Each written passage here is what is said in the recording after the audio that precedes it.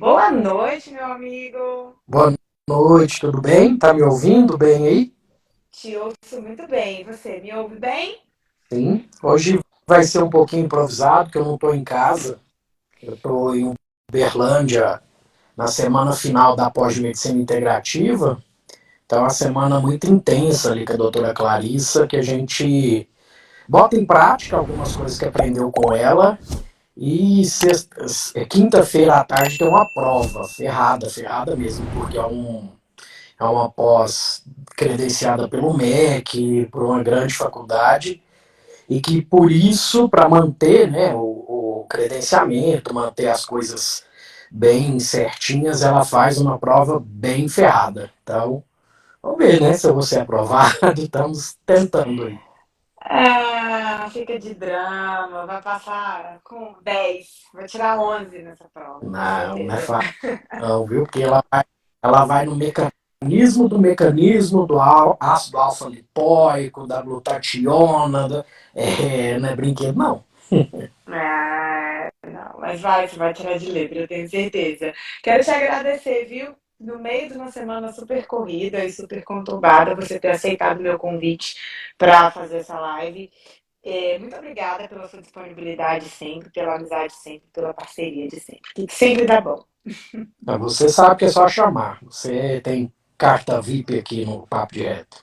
Ah, muito importante.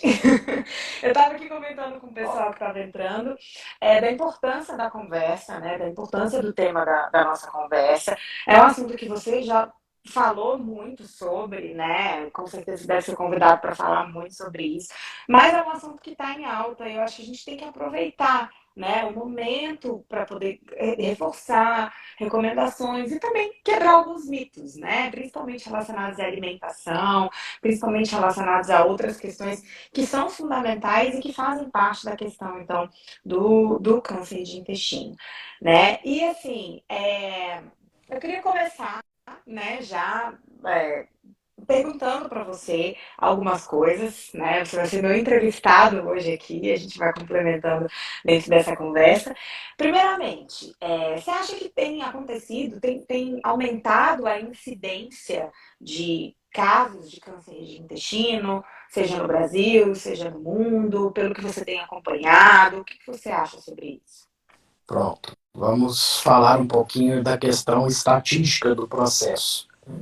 O que aconteceu recentemente foram alguns famosos que estão com alguns faleceram de câncer, outros descobriram o câncer, alguns até de maneira precoce, né? A Simone, por exemplo, e o dela tem um detalhezinho que eu vou falar para vocês no decorrer da live, que é um pouquinho diferente dos demais casos, mas eu antes da isso no transcorrer da pandemia a gente já estava prevendo aí que o pós-pandemia ia estourar uma outra pandemia aí de cânceres, de obesidade, de diabetes, pelo sedentarismo, querendo ou não, pelo fique em casa, né, que pautou aí algumas ações em saúde, ficaram para o segundo plano. E uma colonoscopia preventiva, por exemplo, fique em casa, não faça, foi o que foi pregado, né, nesse período aí. E agora, quando retomou, aí estão surgindo novos casos. E nós estamos esperando aí a próxima estatística que vem do INCA, que ela é bienal, provavelmente já vai mostrar um aumento dos casos. Provavelmente durante a pandemia queda, porque não houve diagnóstico, e pós-pandemia um pico aí ascendente. Vamos esperar, né, cenas do próximo capítulo. Eu me lembro na época da pandemia que a gente estava até fazendo o sim e conversando sobre várias coisas em que a gente comentava muito sobre isso, né? Sobre a preocupação era com o pós, o que ia vir depois. E realmente já são os frutos, né? Que já estão sendo colhidos de todo um estresse, uma mudança da alimentação, o sedentarismo, a piora da qualidade de vida das pessoas como um todo. E ele esses diagnósticos, você diria assim, que eles estão acontecendo mais em jovens, que tem havido uma transição e a incidência sendo maior em pessoas mais jovens, ou que tem seguido uma tendência quando a gente fala sobre idade? Vamos lá. As sociedades mundo afora relacionadas ao câncer têm reduzido a idade para início do rastreio, independente de sintoma. Agora, tem os sinais de alarme que nós vamos pontuar aqui, você tem que procurar antes. Eu já estou aí 1 ano e meio professor, vamos falar assim, e há uns 7 meses sem fazer colonoscopia. Porém, quando eu estava fazendo colonoscopia frequentemente, era assustador o número de jovens já com cânceres até avançados, principalmente no grupo masculino, porque é um grupo que tem sangue nas fezes, eu acho que é hemorroida, alguma coisa, eu não vou me preocupar com isso agora, que é um sinais de alarme, sangue nas fezes, né? E acaba procurando muito tardiamente. Eu tenho até muito próximo a mim um colega que descobriu um câncer já avançado, com metástase, né? É, por conta de não dar atenção a sinais de alarme. Então, tem sim acontecido cada vez mais cedo, no contexto de uma dieta ocidental, no contexto de uma alimentação de lanchonete, que é o que tem acontecido, né? E posso dizer também no contexto da desinformação que tem acontecido por aí, através de vários órgãos de saúde, pessoas que eram para ser como especialistas, né, e acaba não informando algumas coisas de forma correta.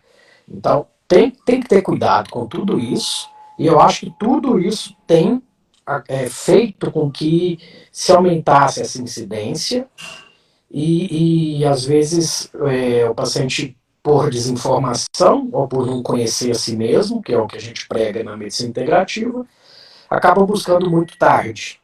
E deixar claro que o câncer de cólon, mesmo já avançado, a chance de cura dele é altíssima, é acima de 90%. Que ele dá Sim. metástase para fígado primeiro, pulmão em segundo lugar, e mesmo com metástase, você retira a metástase também, e a chance de cura desse paciente é altíssima ainda. Então precisamos nos informar. Quem conhece o Papo de Reto desde o começo sabe que aqui nasceu para ser um canal de informação sobre o câncer coloretal. E tem os mitos e verdades, vamos falar alguns, né, daqui a pouco. Até, inclusive, foi fruto de uma das postagens que eu fiz recentemente, foi um pouco polêmica, causou um reboliço aí, algumas pessoas até criticando, um canal de informação como o seu, pregando desinformação, porque todo mundo sabe que a carne vermelha causa câncer, e assim, para mim, são pessoas que não acompanham nada do que eu posto aqui.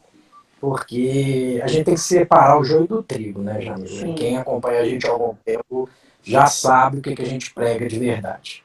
Sim, com certeza. Isso que você falou é muito interessante, Olimpíades, quando você falou sobre homens, né? Então, assim, principalmente pela questão da conscientização da autoobservação.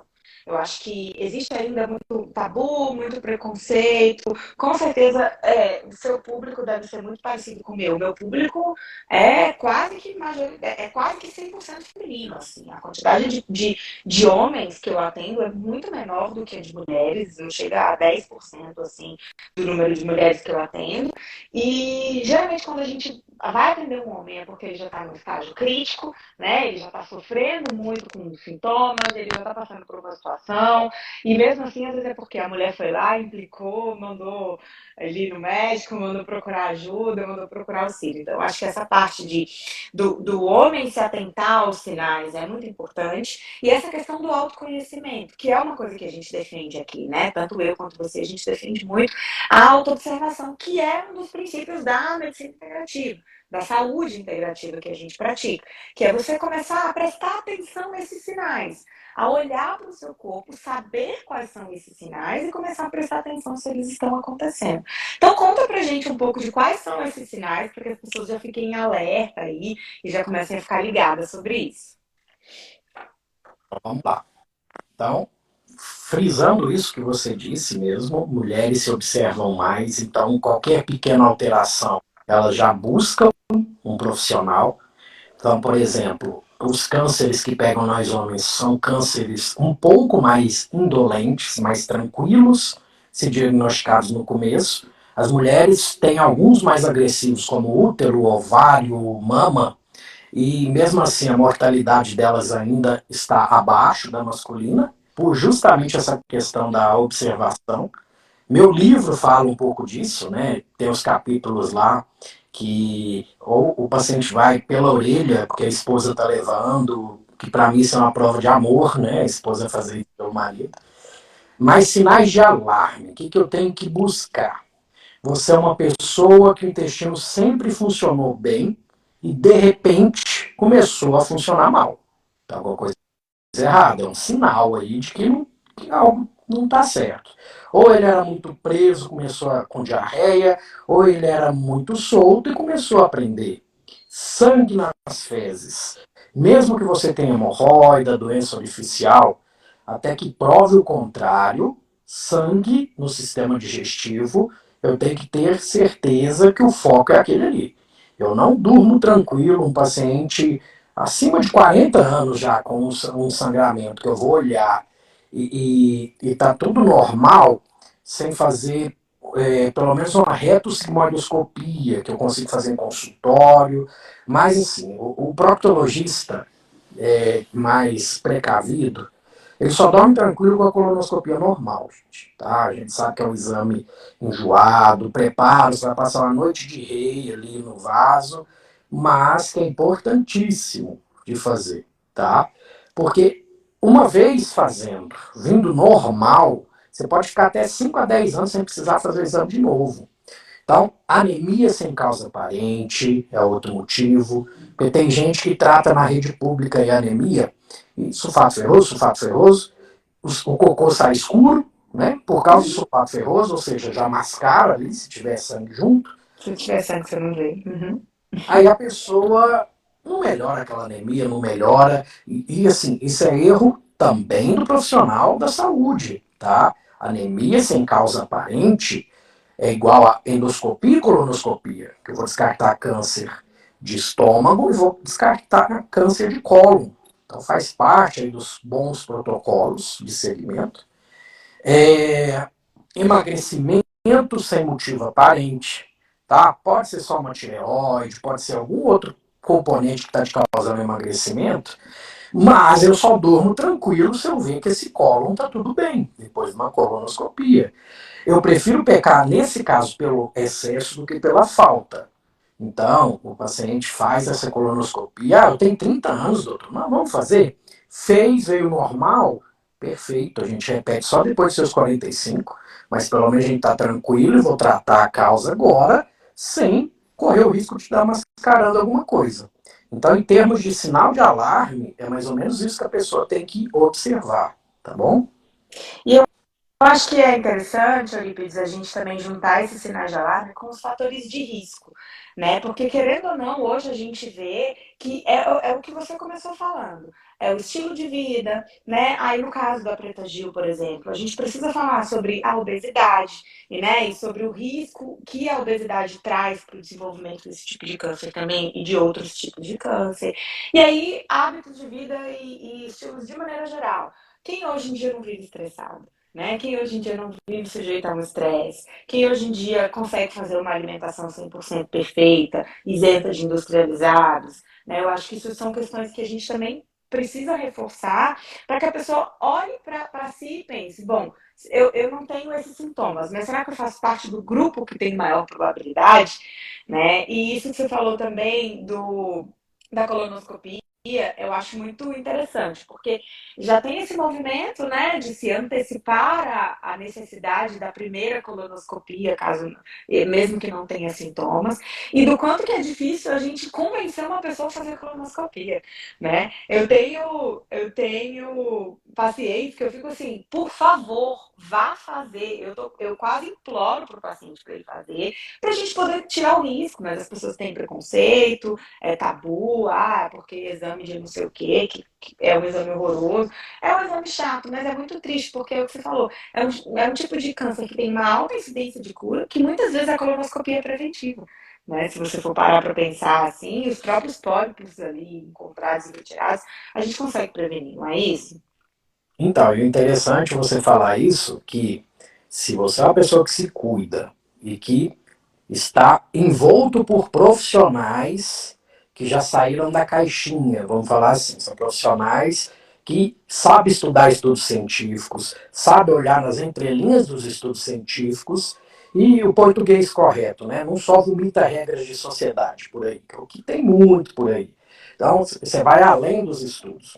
É o que eu costumo falar para meus alunos. Os guidelines estão aí para ser uma base, mas para você ter que saber como extrapolar os guidelines. Só que para eu extrapolar os guidelines, eu tenho que conhecer os guidelines. Então, tem muita gente aí que está pulando etapas. Vamos aprender os guidelines, tudo. Depois, vamos, não, mas por que, que isso é assim aqui no guideline? Por que está desse jeito? Então, entrando numa equipe multidisciplinar, igual nós dois, né? Fazemos essa panelinha, ele tem muitos pacientes em comum. Temos psicólogo associado ao que a gente já faz, osteopata, por aí vai.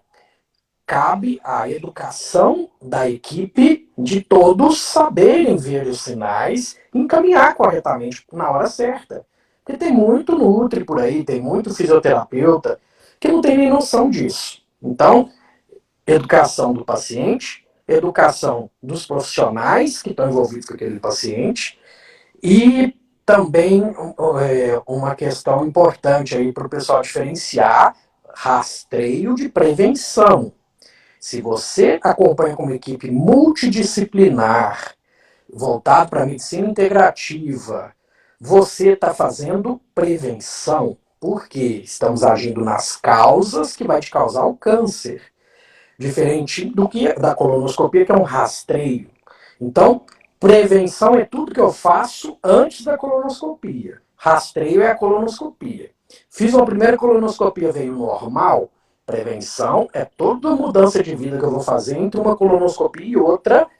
E rastreio são as colonoscopias. Que se veio até sem pólipo, igual você falou, dependendo aí do seu histórico familiar, você não tem histórico de polipose, não tem histórico de câncer, um parente de primeiro grau, você pode ficar até 10 dias, 10 anos sem repetir esse exame e tenha sempre um proctologista para chamar de seu, nesse caso, para acompanhar durante esse período, porque assim, toda mulher não tem um ginecologista para chamar de seu, a partir do primeiro momento que tem a relação sexual, não vai lá anualmente, por que não ir de 5 em 5 anos num proctologista, seja homem ou seja mulher, e o homem, aí sim, falando do câncer de próstata, que é muito engraçado, que chega o Novembro Azul, o pessoal me chama para muitas lives, que confunde próstata com intestino, eu aproveito a dúvida, já saneio essas dúvidas, e já vendo o peixe da prevenção do câncer de cólon, já vai o combo, né?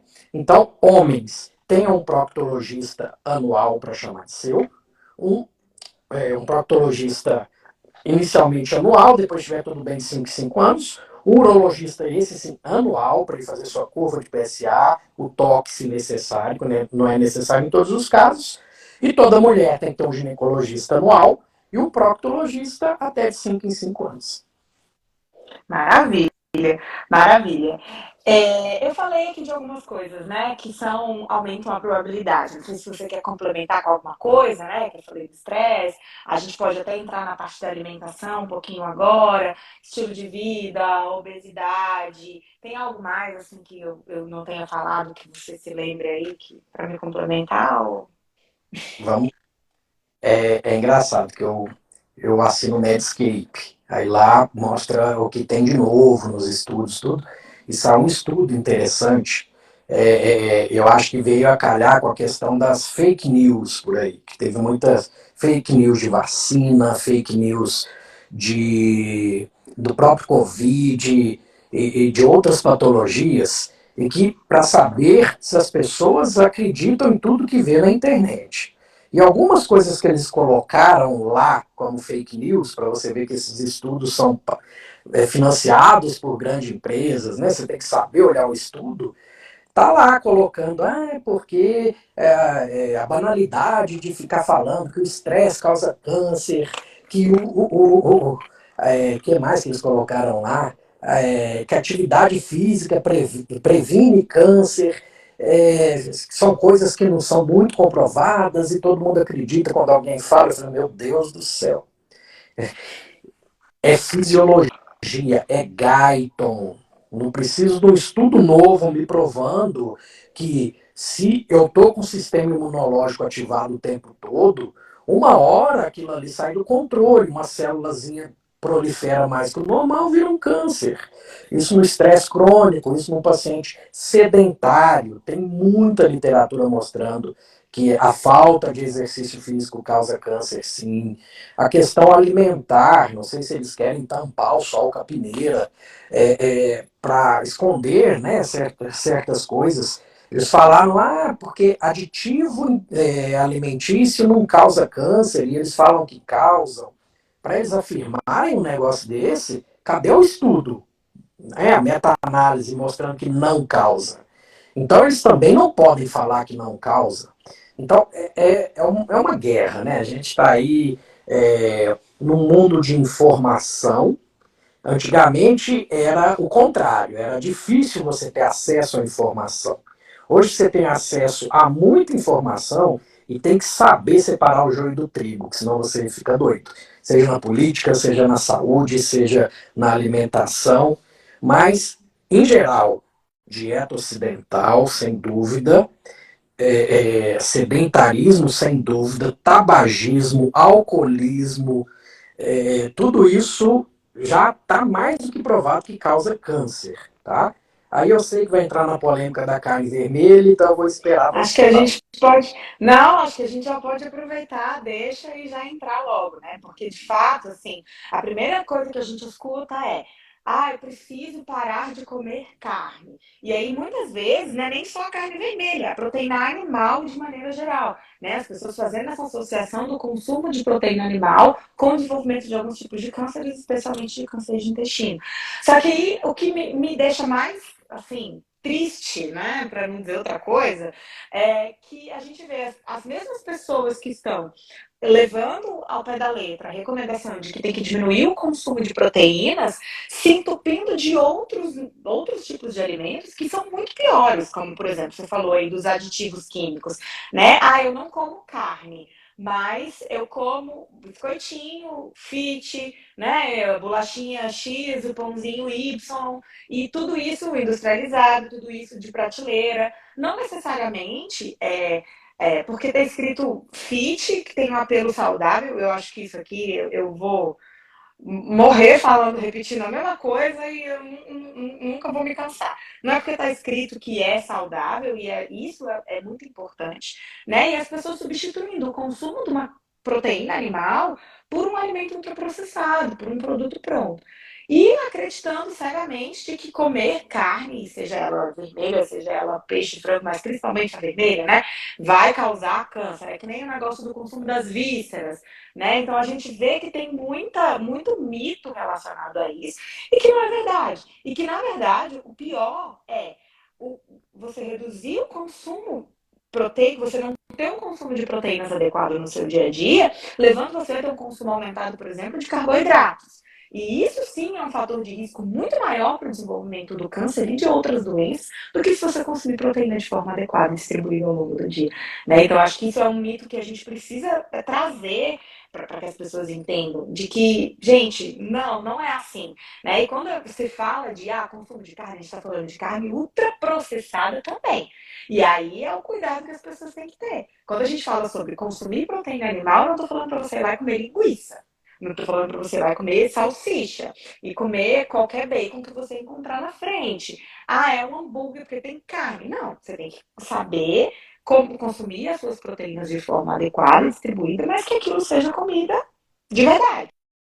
Né? Bicho e planta, digamos assim, né? Mas principalmente o bicho, que seja comida de verdade.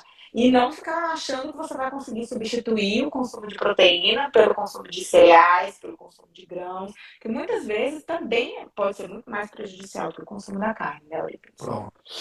Então vamos lá. O que causou essa polêmica essa semana?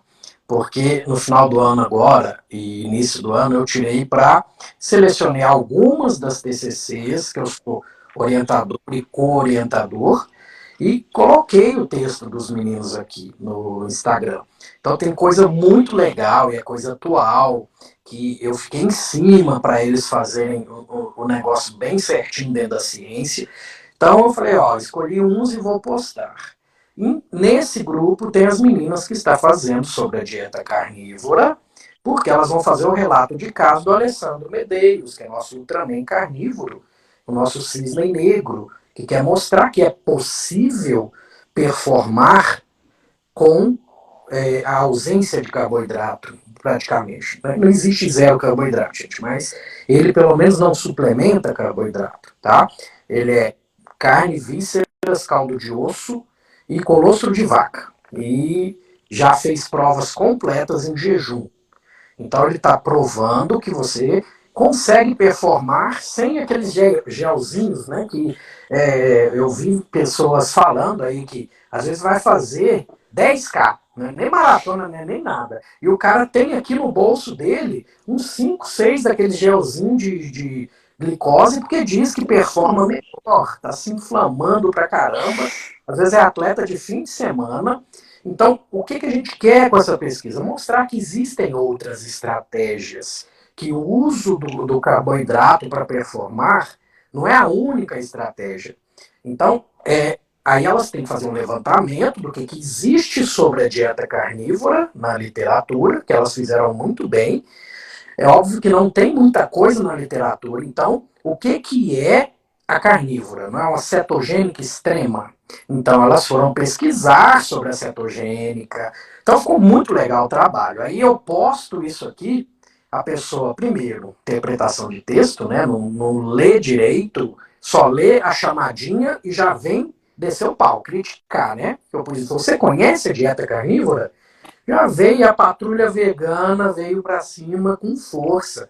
Um Instagram que é feito para informação, colocar tanta desinformação, vocês têm que estudar mais para colocar. Eu falei, gente, eu acho que quem tem que estudar mais é quem está criticando, né? Mas tudo bem, rebati com elegância tudo que foi falado ali. E agora eu vou explicar para vocês. Eu tenho uma palestra inteira sobre carne vermelha e câncer de cólon. Levantamos desde literatura que fala de dentro da pipeta ali, da proveta, a rato, a humano. Tá? Fizemos todo esse levantamento e se você juntar tudo, nenhum estudo confirma que a carne vermelha cause câncer. E os vieses são demais, são monstruosos os vieses que tem na maioria dos estudos. Então, vocês que são pessoas que se cuidam, fazem atividade física, tentam ter uma dieta mais limpa possível, não precisa ter medo da carne vermelha por esse motivo. Porque a maioria dos estudos coloca no mesmo balaio. Do lado de cá, uma pessoa que tem uma dieta plant-based, que se cuida, que vai na academia, e do lado de cá, o mesmo carnívoro que se cuida, que come comida de verdade, mas a base dele que eu costumo falar que é meat-based, junto com um cara que come Coca-Cola, com pizza, com hambúrguer. E de cá o viés do paciente bem comportado, de cá o viés de seleção, porque misturou grupos heterogêneos ali. Então, o que você prova com os estudos desses, gente? Você não prova nada, tá?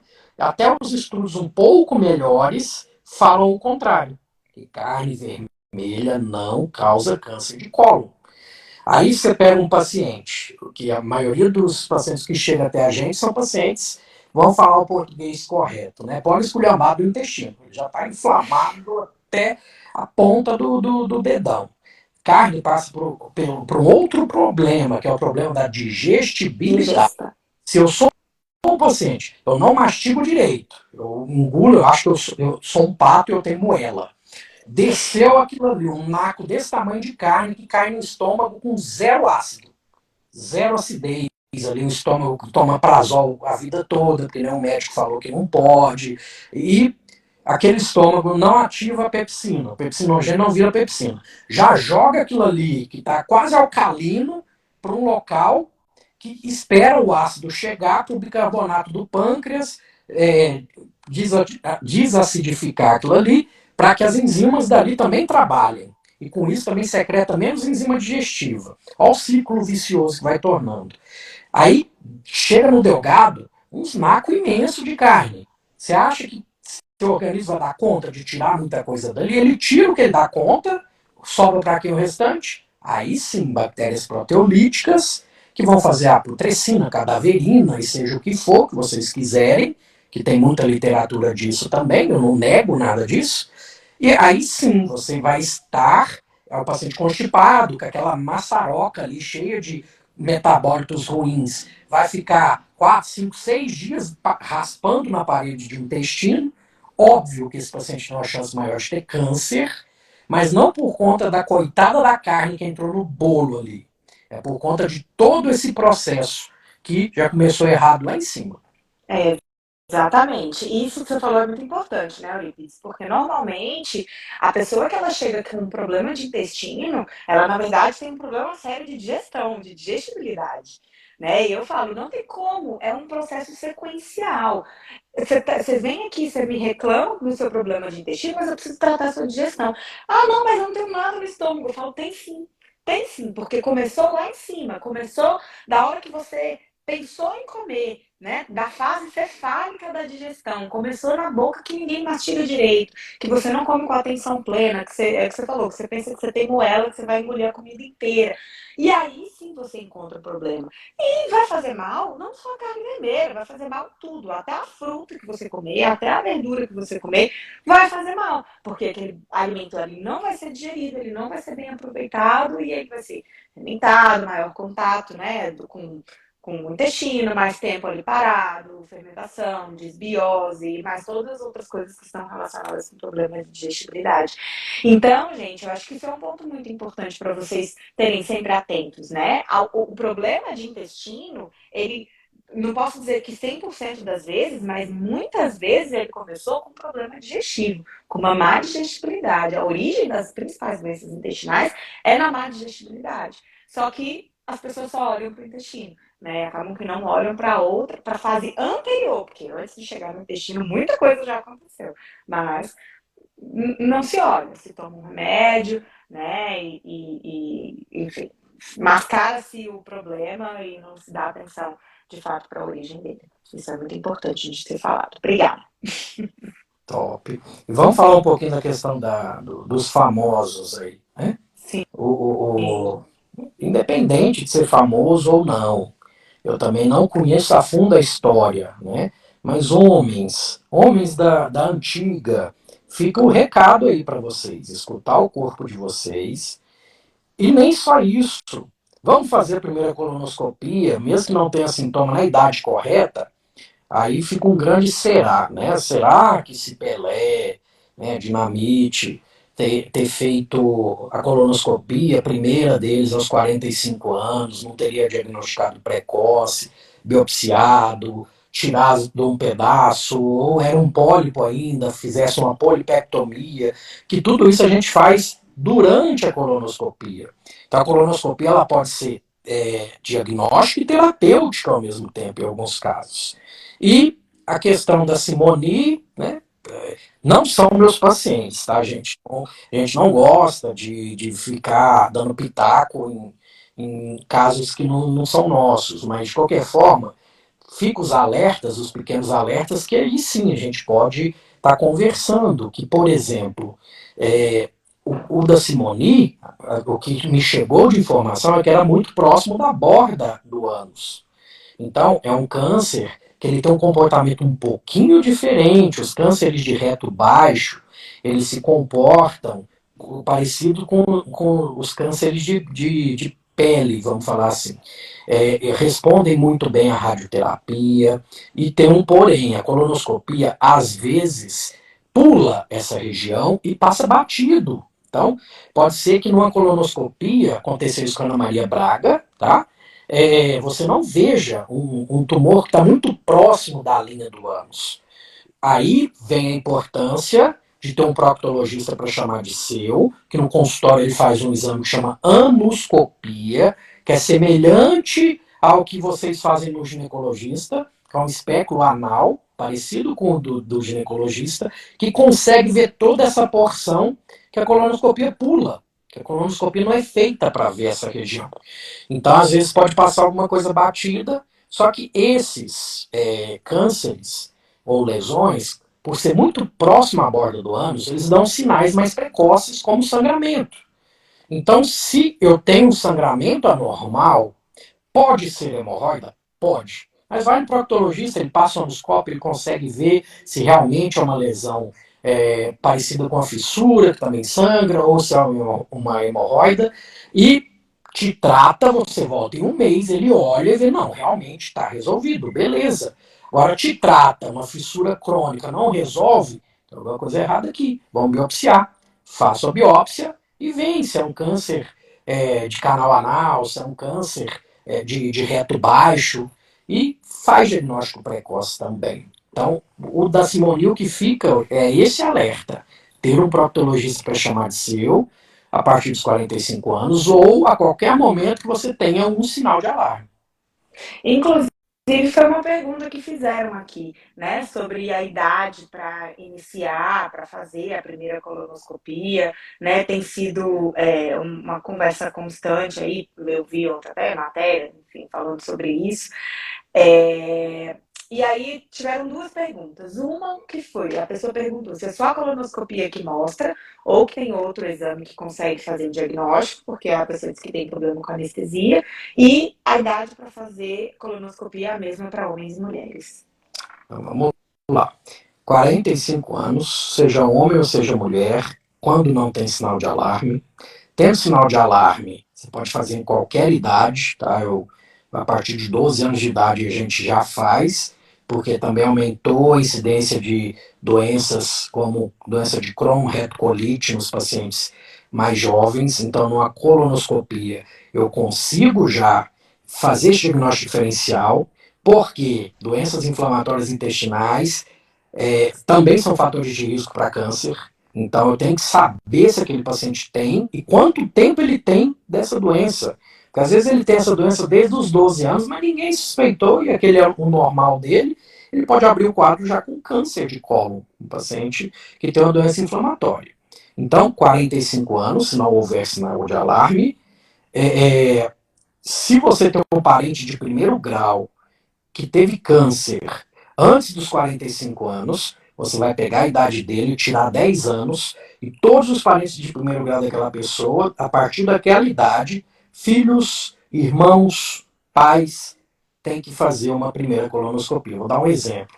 Você descobriu câncer aos 40 anos. Então pode ser que você tenha algum fator genético envolvido. 40 anos de idade. Pega todos os parentes de primeiro grau com 30 anos, todo mundo vai fazer colonoscopia. Tem doenças mais raras, como a polipose, que aí é diferente, que os parentes. Isso faz um diagnóstico muito cedo, aí todos os parentes vão fazer. Ou seja, gente, isso tudo um bom proctologista vai saber ajudar vocês. Ainda não se inventou nada melhor do que a colonoscopia, se é isso que vocês estão querendo escapar do procedimento, tá? Esses dias eu falei que geralmente não se faz colonoscopia sem sedação. Aqui no Brasil realmente não se faz. Eu achei que lá fora também não se fazia, mas eu fiquei perplexo em saber que na Alemanha, na Inglaterra, se faz sem sedação. A maioria das colonoscopias. Eu não teria coragem de fazer sem, tá? Pode me chamar de frouxo, o que você quiser, mas eu acho que é um desconforto que não é necessário. Se o paciente tem problema com anestesia, porque não é anestesia, tá, gente? É sedação. Sedação. Existem várias medicações diferentes para conseguir um nível de sedação para o paciente. Se você tem qualquer problema relacionado a isso, faz no regime de centro cirúrgico, com o anestesista do lado. Eu acho que não é impossível de ser feito. Só se você tiver uma restrição, um problema muito raro, alguma coisa assim, que o seu médico vai detectar e ver qual a melhor solução para você. A colonoscopia virtual deixa passar batido lesões pequenas que já podia ter sido resolvida na colonoscopia. Provavelmente a tecnologia está tentando resolver esses problemas. Existem alguns marcadores tumorais, hoje em dia já estudados para rastreio, mas que também ainda não superam a colonoscopia.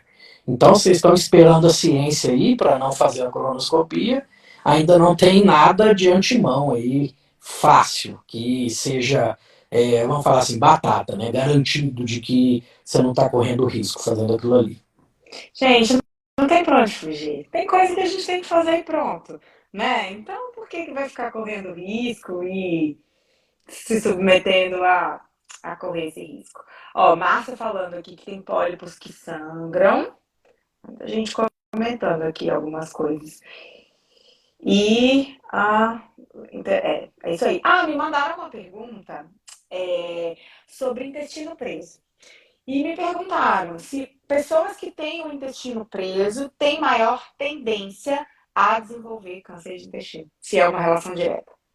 Sim, é uma relação direta, aumenta um pouco a chance e o risco, porém, se você é um paciente que se previne e vai fazer uma colonoscopia no horário, na época correta, você zera esse risco e minimiza esse risco.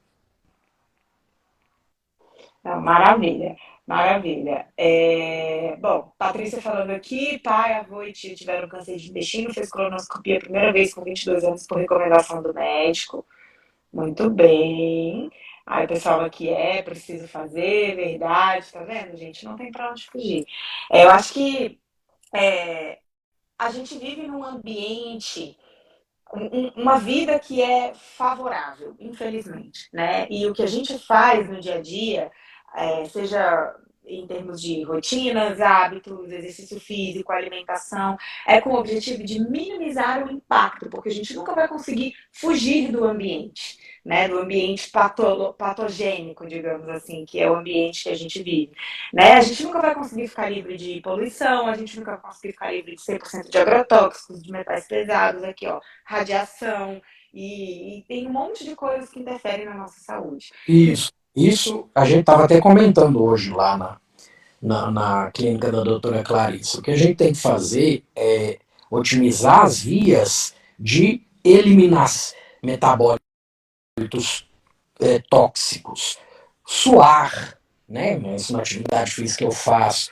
Respirar melhor, excretar, tem minha via biliar liberada, o cólon liberado. Então, entrar vai entrar, gente. Poluentes, metabólitos ruins, contaminação externa. O que a gente tem que fazer é entrar menos e otimizar a saída, para o balanço ficar positivo para o nosso lado. Minimizar o impacto mesmo, né? E procurar no dia a dia fazer isso tudo, assim. Então, o falou, a gente existem hoje em dia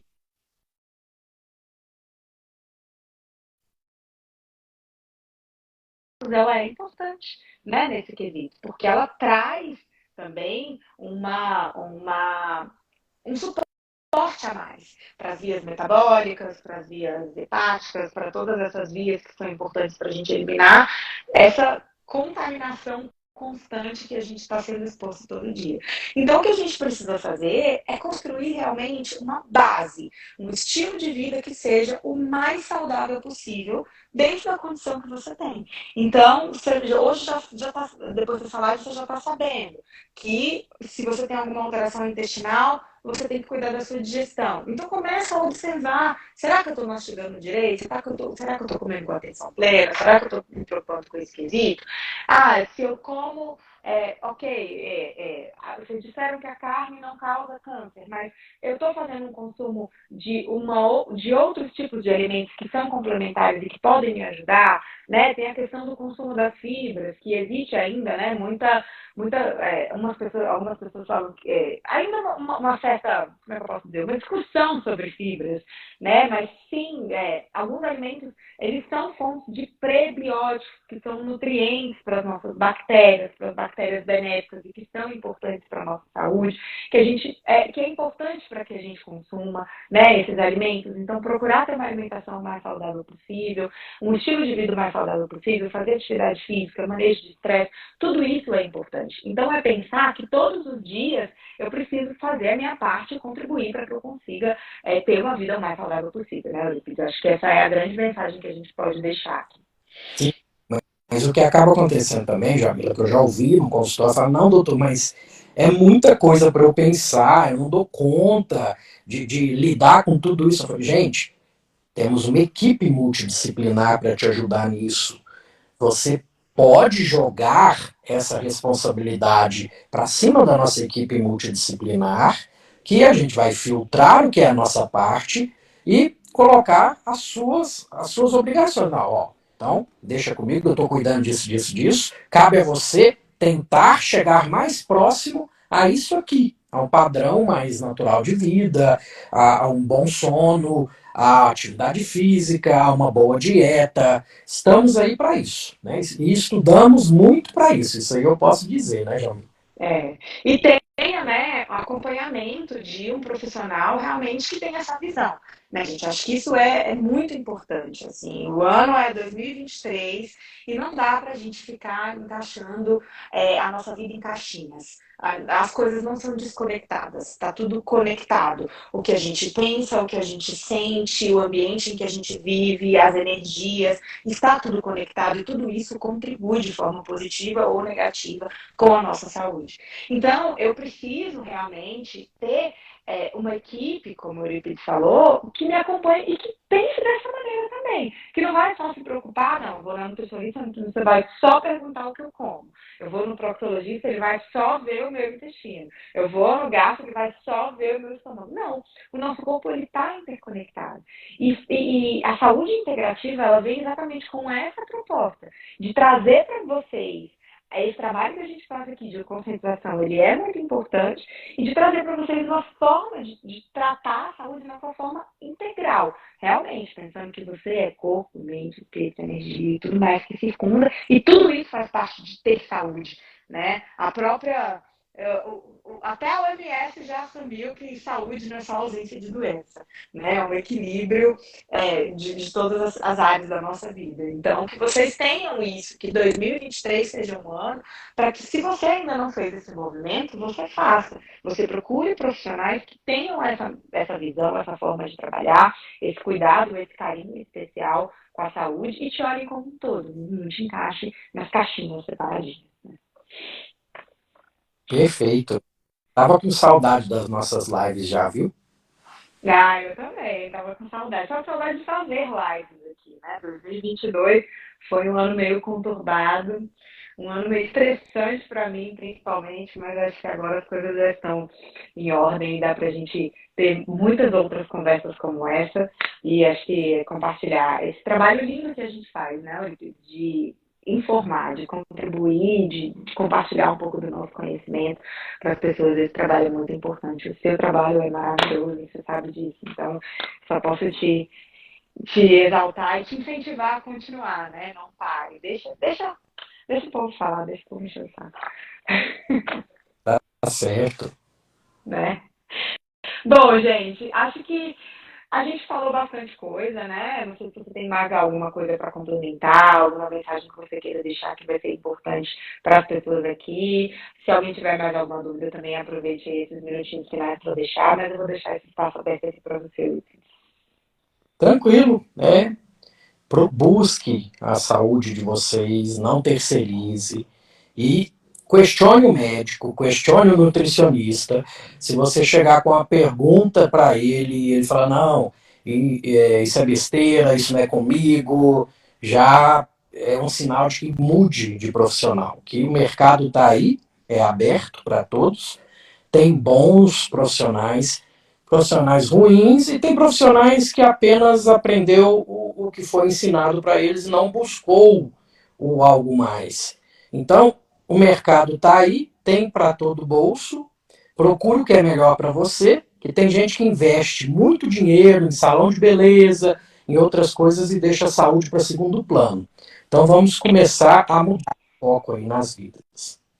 É, meta aí para 2023. Bom, obrigada mais uma vez, Eurípides, pelo seu tempinho. Sei que você deve estar muito cansado, então vamos, né, caminhar aí para o final. Obrigada a todos vocês que participaram aqui com a gente dessa conversa. Né, minha primeira live desse ano, espero aí estar presente com vocês mais vezes aqui, batendo papo. E esse canal aqui, Conversa Minha Floripa, vocês ainda vão ver demais. Então, vocês podem ter certeza que a gente não vai trocar muita ideia sobre várias outras coisas. Quem está me conhecendo é a partir do Eurípides, então, se quiser acompanhar meu trabalho, é só clicar aqui na setinha, começar a me seguir. E quem hoje está conhecendo o Eurípides pela primeira vez, que me segue, acompanhe também o perfil dele, que é maravilhoso, que são informações muito valiosas para vocês. Certo, amigo? Muito obrigada. Muito obrigada mais uma vez. Sucesso, boa sorte aí na sua prova, boa sorte aí na sua semana de estudos. E termine cheio de coisa boa para compartilhar com a gente. Gratidão e carpe diem sempre. Obrigada, gente. Boa noite.